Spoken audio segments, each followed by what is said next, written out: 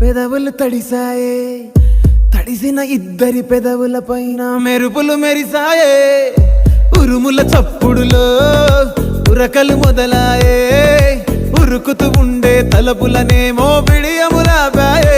అడుగు అడుగు ముందుకు సరుపుకుని ఒకరికి ఒకరము చేరువై ఊపిరి తగిలేటంతగా ముఖములు ఎదురుగా ఉంచామే. ముద్దు పెట్టేశావా బా?